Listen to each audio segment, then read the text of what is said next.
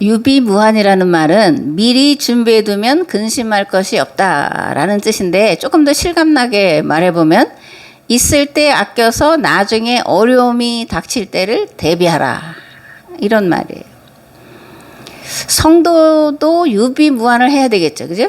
성도도 유비무환을 해야 되는데, 그러면 성도들이 미리 준비해야 될 건 뭘까? 대부분 이제 기도다 이렇게 생각을 이제 하실 거예요.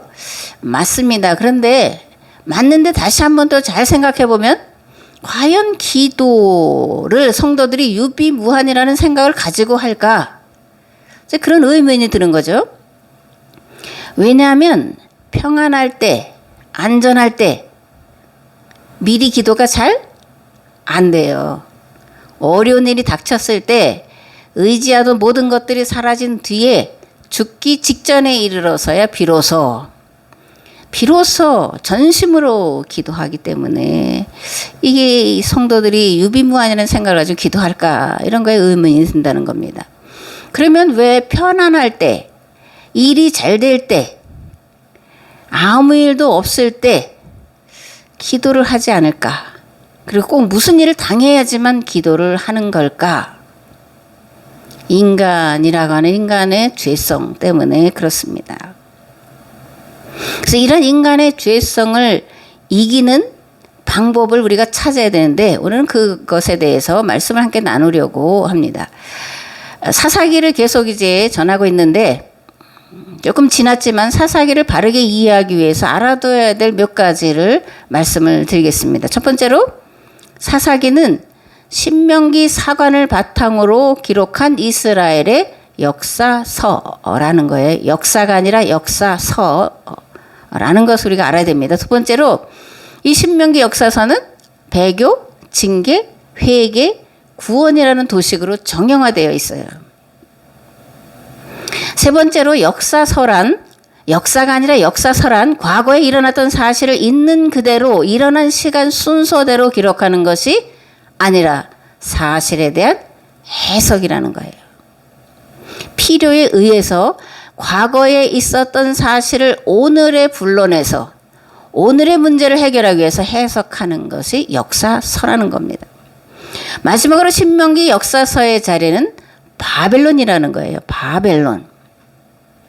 바벨론에서 이스라엘은 자신들의 신앙과 삶을 돌아보고 회개하며 어떻게 고향으로, 어떻게 하나님께로, 어떻게 성전으로 돌아가 다시금 하나님을 예배할까를 정말 고민하며 그 문제에 대한 해답을 찾은 자리가 바벨론 포로제예요. 그래서 오로지 말씀을 듣고 배우고 그것을 자녀들에게 가르치는 것으로 나라를 회복하고 신앙을 회복하고 예배를 회복하는 일에 사활을 걸고 살았던 것이 바벨론 포로지라는 겁니다. 이러한 것들을 전제해야지 사사기가 뭘 말하고 있나를 이해할 수가 있다는 거죠. 우리는 이러한 이스라엘의 역사서를 통해 나라를 빼앗기기 전에, 자유를 빼앗기기 전에, 신앙을 빼앗기기 전에 하나님만을 의지해야 한다라는 것을 배워야 돼요. 전심으로 하나님께 기도해야 한다라는 것을 배워야 합니다. 무엇보다 하나님의 말씀을 부지런히 자녀들에게 가르쳐 지키도록 해야 하는 것을 배워야 됩니다. 신앙생활에서 떠난 삶의 결과로 오는 실패와 낭패를 당하고 모든 것을 다 잃어버리고 그 뒤에 가서 우리가 잘하는 대로 전부여 의지 없어서 손들고 옵니다. 이렇게 하면 안 된다라는 거예요. 실패와 낭패를 당하기 전에, 죽을 고비에 이르기 전에, 모든 것을 다 잃어버리기 전에 자녀들이 신앙생활에서 떠나 하나님도 없고 율법도 없고 영생에 대한 소망과 목적을 잃어버리고 세상 한가운데서 방황하기 전에 하나님의 말씀으로 부지런히 양육하며 자녀들에게 신앙의 본을 보여 자녀들의 믿음이 나보다 더욱 견고하게 세워지도록 준비해야 된다는 것을 사사기를 통해서, 특별히 이스라엘 신명기 역사서를 통해서 우리가 배워야 될 줄을 믿습니다. 아멘. 사사기 2장 6절에서 10절 말씀을 봉독을 하겠습니다. 전에 여호수아가 백성을 보내매 이스라엘 자손이 각기 그들의 기업으로 가서 땅을 차지하였고 백성이 여호수아가 사는 날 동안과 여호수아 뒤에 생존한 장로들 곧 여호와께서 이스라엘을 위하여 행하신 모든 큰 일을 본 자들이 사는 날 동안에 여호와를 섬겼더라. 여호와의 종 눈의 아들 여호수아가 110세에 죽음에 무리가 그의 기업의 경내 에브라임 산지 가스산 북쪽 딥낫 헤레스에 장사하였고 그 세대의 사람도 다 그 조상들에게로 돌아갔고 그 후에 일어난 다른 세대는 여호와를 알지 못하며 여호와께서 이스라엘을 위하여 행하신 일도 알지 못하였더라. 아멘. 여호수아 이후 세대가 여호와를 알지 못했다. 이렇게 이제 기록을 하고 있습니다. 그러면 이 말씀은 무엇을 말하려고 이렇게 기록을 했을까? 그걸 우리가 이제 찾아봐야 된다는 겁니다. 본문에 있으니까 여호수아가 죽은 이후에 다른 세대는 여호와를 전혀 몰랐구나. 하나님도 모르고 신앙생활도 전혀 하지 않았구나. 이렇게 생각할 수 있는데 그런 게 아니라는 겁니다. 여기서 여호와를 안다 그럴 때 안다는 히브리어로 야다예요. 야다. 야다는 뭐냐면 경험을 통해서 아는 걸 말해요. 먹어봐야 맛을 알지 이런 거잖아요. 그죠? 먹어봐야 맛을 아는 거예요. 경험해봐야 하나님을 안다. 아주 이런 표현인데 그러면 여호수아 이후 세대가 여호와를 알지 못했다라는 말은 이 세대가 경험으로 여호와를 알지 못했다. 이런 것을 말하고자 하는 의도가 숨겨져 있다는 겁니다. 그러면 이제 출애굽 세대 그리고 광야 세대 그리고 여호수아가 사는 날 동안에 함께 살았던 자들은 하나님을 어떻게 경험했을까? 그리고 이제 출애굽기, 레위기, 민수기, 신명기, 여호수아 이렇게 쭉 보면서 이들이 어떻게 살아계신 하나님을 경험했는지를 우리가 알아볼 수가 있습니다. 가장 먼저는 출애굽 전에 10가지 재앙이 애굽에 내리잖아요. 그 재앙들은 믿지 않는 자들 또는 우상 숭배하는 자들, 힘과 권력을 가지고 백성들을 괴롭히던 자들, 그들에게는 재앙이었고 그 왕이나 권력자, 권세가들에게 고통당하고 핍박당하던 자들에게는 하나님을 보여주는 사건이었다 그런 거예요. 그래서 출애굽 세대들은 애굽에서 10가지의 하나님이 살아계심을 보여주는 것을 통해서 하나님만이 참신이다. 하나님만이 살아계시고 우리의 삶을 돌아보고 계시다라는 것을 경험으로 알게 된 거예요. 그 다음에 이제 애굽을 빠져나와서 가다가 보니까 어디에 다다르죠? 홍해바다 앞에 다다라요. 그 홍해바다 앞에서 홍해바다가 갈라지는 경험을 통해서 하나님이 살아계신 것을 또다시 경험을 하게 됩니다. 그리고 신의 산에 이르러서 하나님의 임재를 경험하게 돼요. 그러면 광야 세대는 어떻게 하나님을 경험했을까? 민수기에 보면 여러 가지 다양한 사건들이 많이 있는데 그것을 다 열거하면 시간이 많고 만나와 메추라기 사건을 통해서 특별히 성막을 통해서 성막의 임재에 계시는 하나님을 그들은 경험을 해요. 그리고 요단강물이 갈라지는 사건을 통해 여리고성을 말씀으로 무너뜨리는 사건을 통해서 하나님을 경험하게 됩니다. 아멘. 그런데 반복하지만 오늘 본문은 여호수아 이후 세대가 여호와를 알지 못했다라는 거예요. 어떻게 여호수아 이후에 난 세대는 하나님을 알지 못했을까? 정말 알지 못했다라는 얘기일까? 이해하기 어려운 건데 야다라는 말을 통해서 여호수아 이후 세대는 애굽에서 광야에서와 같은 하나님을 직접 경험하지 못했다라는 것을 말하는 거예요. 하나님을 잊어버렸다든가 말씀을 전혀 모른다든가 그런 얘기가 아니었다라는 것을 우리가 이해를 하고 있어야 됩니다. 그렇다면 과연 가나안 입주 이후 이스라엘 백성들은 하나님을 직접 경험하지 못했을까? 그래서 하나님을 모른다라고 이렇게 기록을 해놨을까? 아니면 이들이 가나안 입주 이후에 하나님을 경험했다면 어떻게 무엇을 통해 경험을 했을까? 이런 것들 우리가 이제 질문을 해봐야 되죠. 하나님을 경험하는 방법에는 크게 말해서 두 가지가 있다 이렇게 생각을 합니다. 하나는 시련과 고난과 환난 가운데서 하나님을 경험하는 게 있고, 두 번째는 말씀을 가르치고 가르친 말씀대로 살아가는 삶의 과정들 속에서 하나님을 경험을 할 수가 있습니다. 첫 번째, 하나님은 고난과 시련을 통해 하나님의 사람으로 만들어 가셔요. 창세기에 나오는 믿음의 조상들을 보면 아브라함, 이삭, 야곱, 요셉이죠. 이 믿음의 조상들을 보면 다 같이 고난과 역경과 시련의 한복판에서 하나님을 경험해요. 그러므로 고난, 환난, 역경은 하나님을 만나러 가는 지름길이다. 그런 겁니다. 하나님이 만나 주시기 위해서 보내시는 초청장이다 이런 거예요.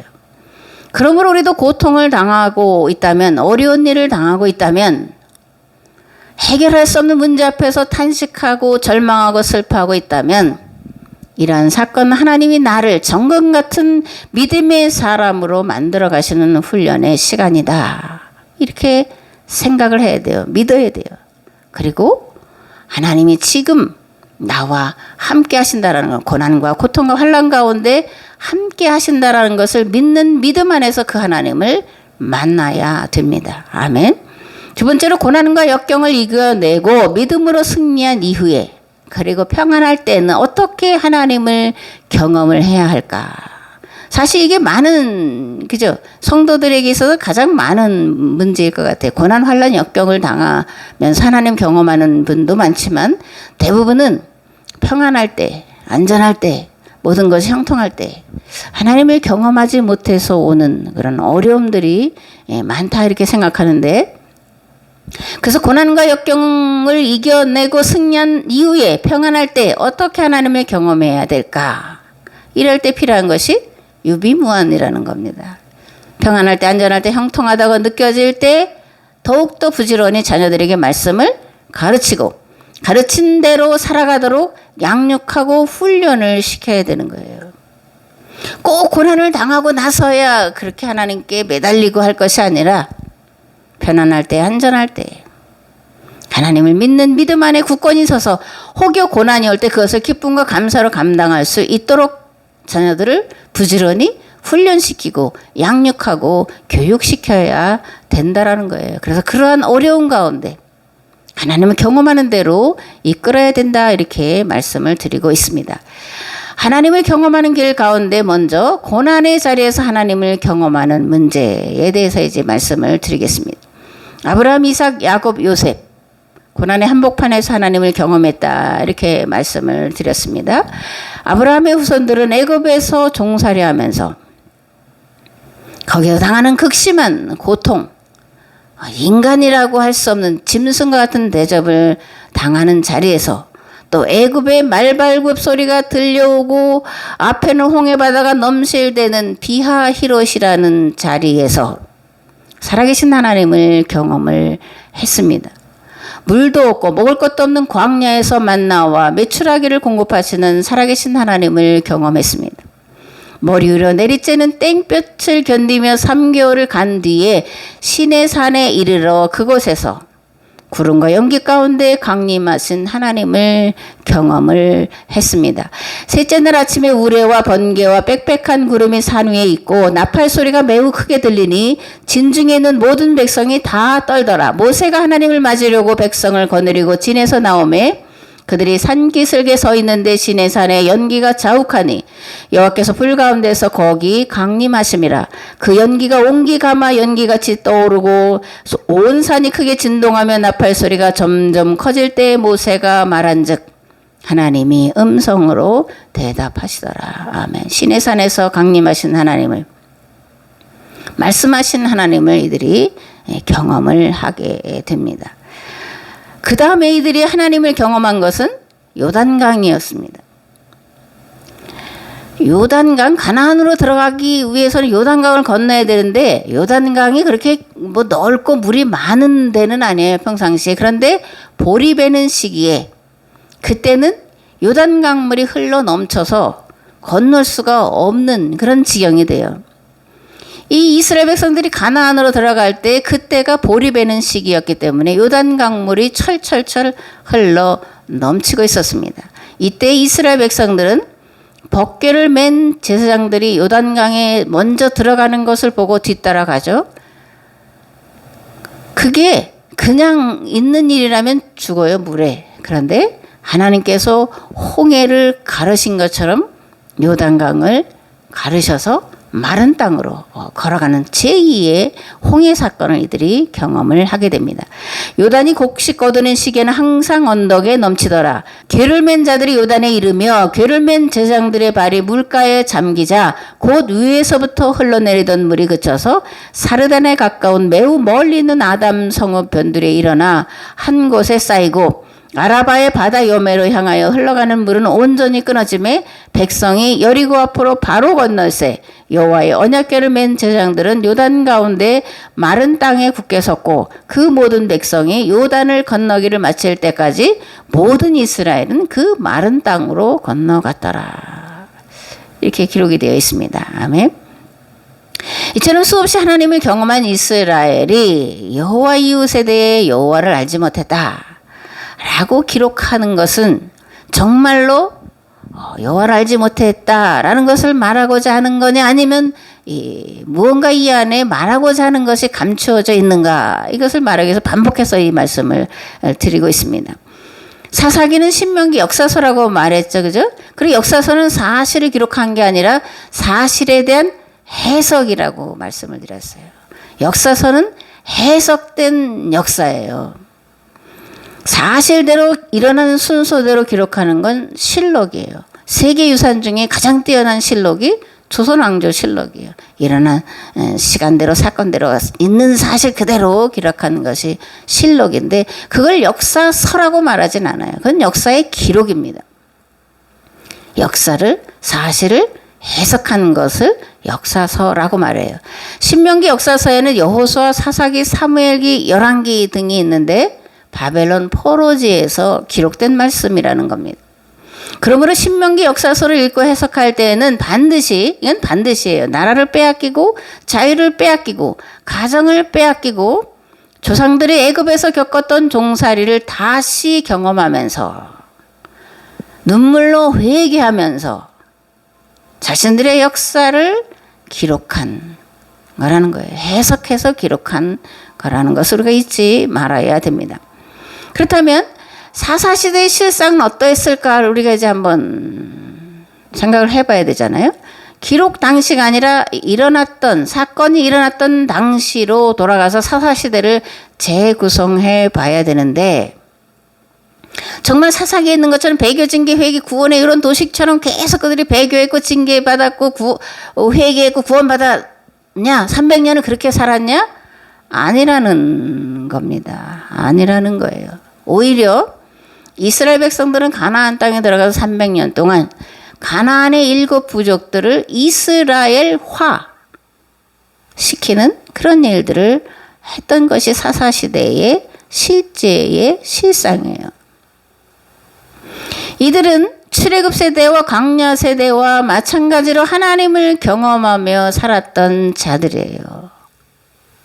그런데 기록은 배교, 징계, 회개, 구원이라는 도식으로 기록이 돼 있어서 우리가 이걸 이해하는 것이 참으로 어렵고, 제가 이렇게 말씀드리는 것이 사실은 전혀 들어보지 못한 얘기이기 때문에 저게 맞냐 틀리냐 이렇게 이제 생각을 해볼 수도 있는데, 배교, 징계, 회개, 구원이라는 도식 속에 사사시대 이스라엘 백성들이 하나님 말씀대로 살았다라는 것을 찾아볼 수가 있습니다. 이 도식 속에 감춰져 있다라는 겁니다. 밭에 감추어진 만나처럼 캐내는 즐거움이 이제 성경을 이렇게 질문하고 또 생각하고 하는 가운데 있는데, 이스라엘 백성들이 거룩한 체제를 유지하며 살아가던 300년 사사시대 동안 많은 어려움을 겪은 건 사실이에요. 어려움을 겪지 않았다라는 얘기가 아닙니다. 말씀대로 살아가면서 어려움을 많이 겪었어요.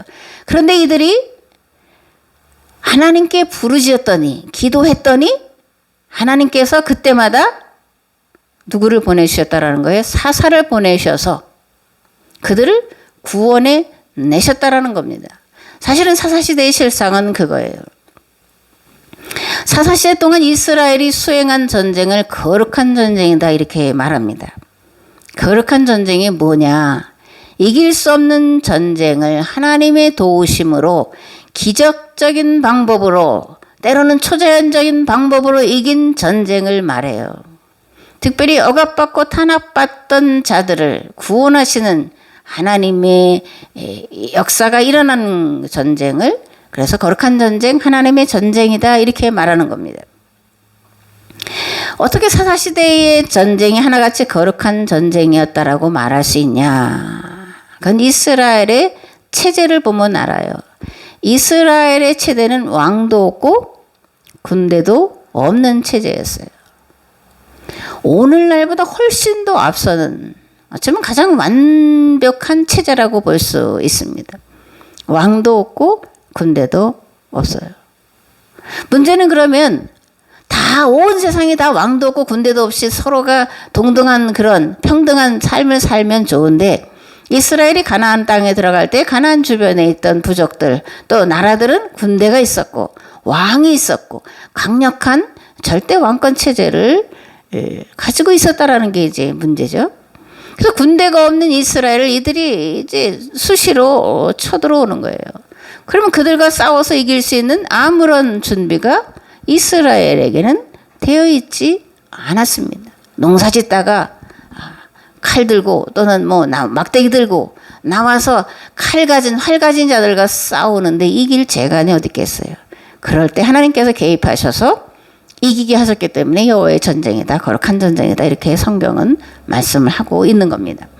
이스라엘 자손이 여호와의 목전에 악을 행하여 자기들이 하나님 여호와를 잊어버리고 바알들과 아세라들을 섬긴지라 여호와께서 이스라엘에게 진노하사 그들을 메소포타미아 왕 구산 리사다임의 손에 파셨으므로 이스라엘 자손이 구산 리사다임을 8년 동안 섬겼더니 이스라엘 자손이 여호와께 부르짖음에 여호와께서 이스라엘 자손을 위하여 한 구원자를 세워 그들을 구원하게 하시니 그는 곧 갈렙의 아우 그나스의 아들 온니엘이라. 여호와의 영이 그에게 임하셨으므로 그가 이스라엘의 사사가 되어 나가서 싸울 때에 여호와께서 메소포타미아 왕 구산 리사다임을 그의 손에 넘겨주심에 온니엘의 손이 구산 리사다임을 이기니라.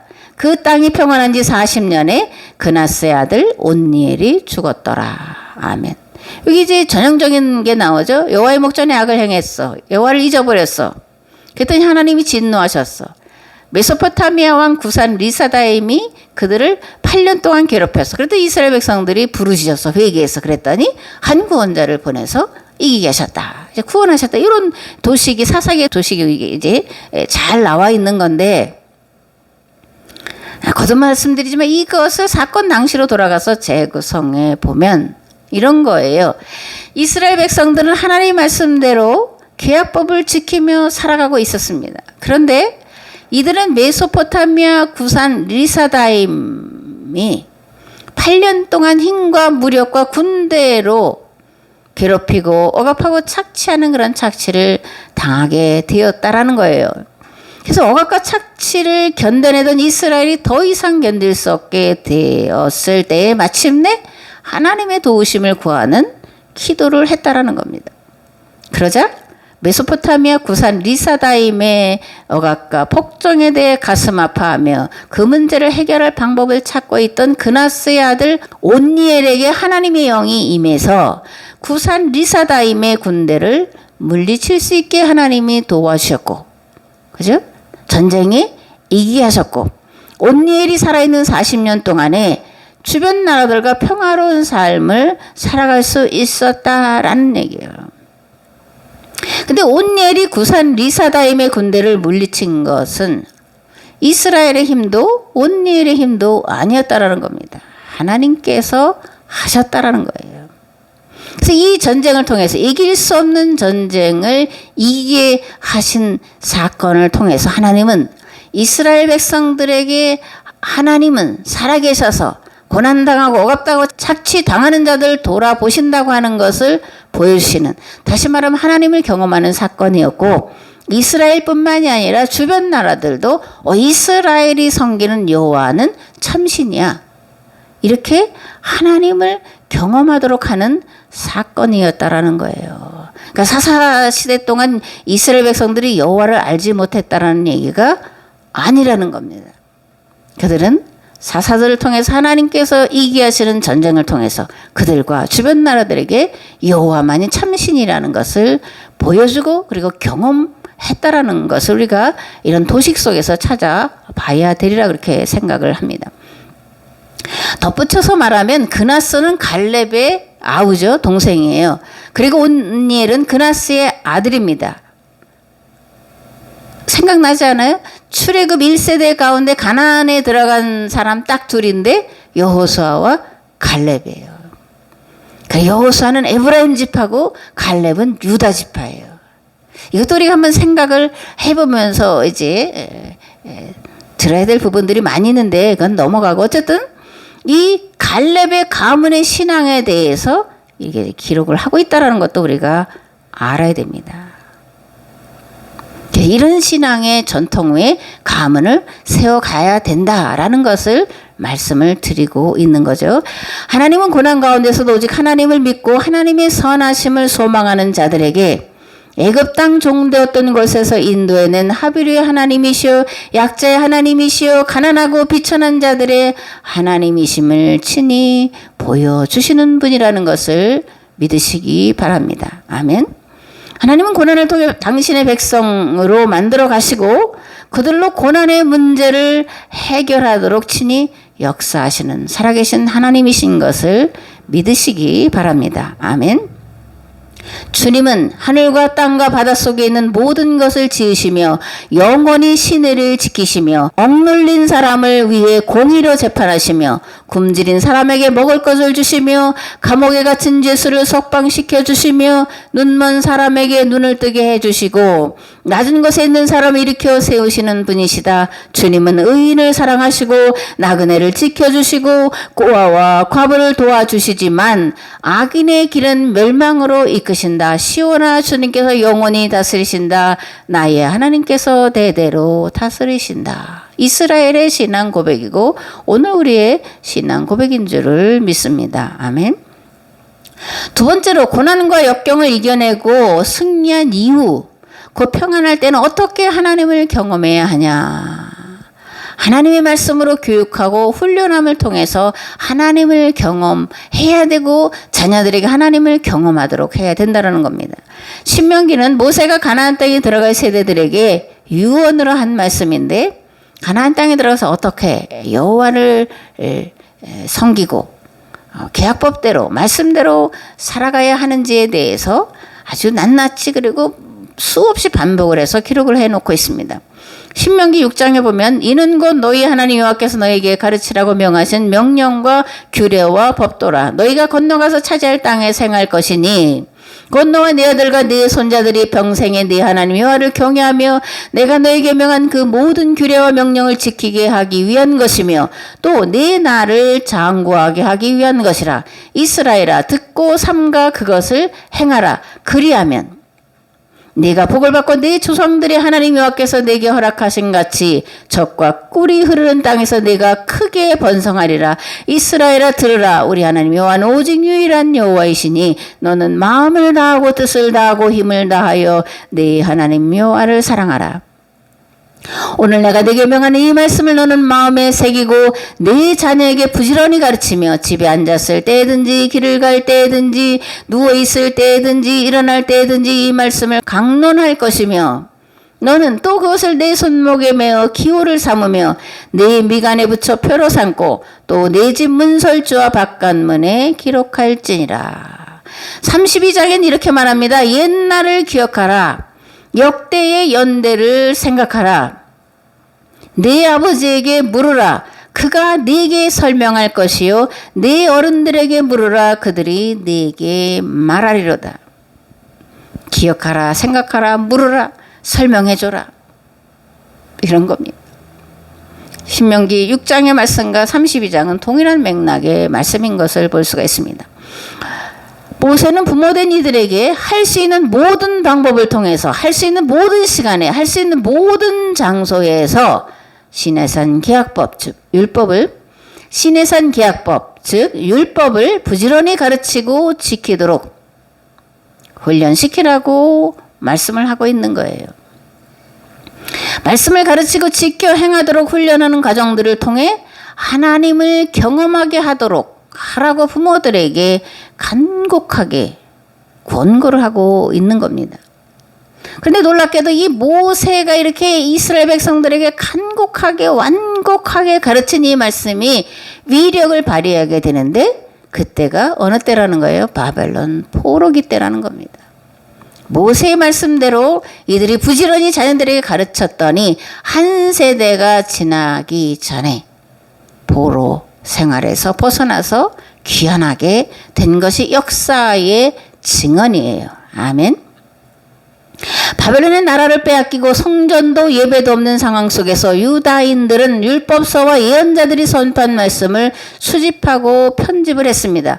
자신들의 역사를 회개하며 기록해 나갔습니다. 그것을 포로지 백성들에게, 자녀들에게 있는 힘껏 가르치기 시작을 했습니다. 그렇게 한 세대가 지나자 바벨론이 페르시아의 고레스에게 망하게 되고 고레스는 일성으로 유다인은 고향으로 돌아가라 이라는 귀환령을 내리게 된 거예요. 유다인들은 귀환령을 따라서 꿈꾸듯 노래하며 조상들의 땅이요 거룩한 땅이요 약속의 땅으로 돌아오게 됩니다. 우리는 이스라엘이 경험한 이러한 것들을 무엇이라고 말할 수 있을까? 역사를 통한 기적의 역사를 통한 하나님 경험이었다. 제2의 출애굽 사건이었다. 이렇게 말할 수가 있습니다. 에스겔서 37장은 이러한 역사의 기적, 역사를 통한 하나님 경험 사건을 알도록끔 기록해 놓았는데 에스겔이 환상을 본 사건이에요. 에스겔은 골짜기에 수많은 뼈들이 널브러져 있는 모습을 보게 돼요. 그리고 하나님께서 이 마른 뼈들에게 대언하라고 하는 말씀을 듣게 되고 그 말씀대로 하나님의 말씀을 대언을 합니다. 그랬더니 어떻게 됐어요? 마른 뼈들이 붙어서 그래서 다시 한번 말씀을 전했더니 살아있는 큰 군대가 됐다. 이렇게 기록을 하고 있습니다. 하나님께서 에스겔에게 네가 본 이 뼈들은 이스라엘 온 족속의 모습인데 그들이 말하기를 우리의 뼈들이 말랐고 우리의 소망이 없어졌으니 우리는 다 멸절되었다고 하는구나. 그러므로 너는 또 다시 그들에게 대언하라. 그래서 에스겔이 대언합니다. 코 아마르 야훼 주 여호와께서 말씀하시기를 이런 거예요. 코 아마르 야훼 야훼께서 말씀하신다. 이렇게 하나님의 말씀을 대언하는 형식이 아니라 하나님의 이름으로 이제 말씀을 선포하는 건데 그게 이제 코 아마르 야훼예요. 내 백성들아 내가 너희 무덤을 열고 너희를 거기에서 나오게 하고 이스라엘 땅으로 들어가게 하리라. 내 백성들아 내가 너희 무덤을 열고 너희로 거기에서 나오게 한즉 너희는 내가 여호와인 줄을 알리라. 내가 또 내 영을 너희 속에 두어 너희가 살아나게 하고 내가 또 너희를 너희 고국 땅에 두리니 나 여호와가 이 일을 말하고 이런 줄을 너희가 알리라. 여호와의 말씀이니라. 여호와의 말씀이니라. 에스겔이 선포하면서 자기가 이렇게 선포하는데 여호와의 말씀이다 이렇게 선포를 합니다. 코 아마르 야훼. 하나님의 영에 감동됐을 때 하나님의 심정으로 하나님의 마음으로 하나님의 말씀을 선포합니다. 그렇게 말씀이 선포될 때 그걸 듣는 자들이 살아나게 됐다라는 거예요. 마지막으로 오늘 성도들은 오늘 우리 자녀들은 어떻게 무엇을 통해 살아계신 하나님을 경험해야 할까?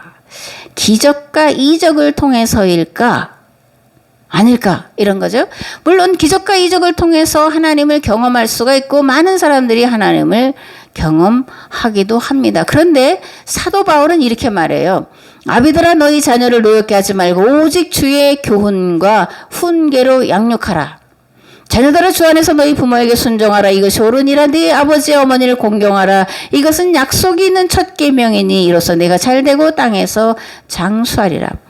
사도 바울이 제시하고 있는 하나님 경험은 부모가 자녀들에게 하나님의 말씀으로 주의 교훈으로 오직 주의 교훈과 훈계로 양육을 함을 통해서 하나님을 경험하도록 이끌라는 겁니다.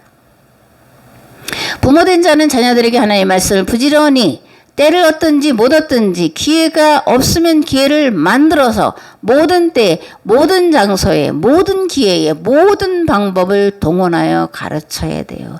이게 마지막 우리에게 주어진 책임이면서 마지막 기회예요.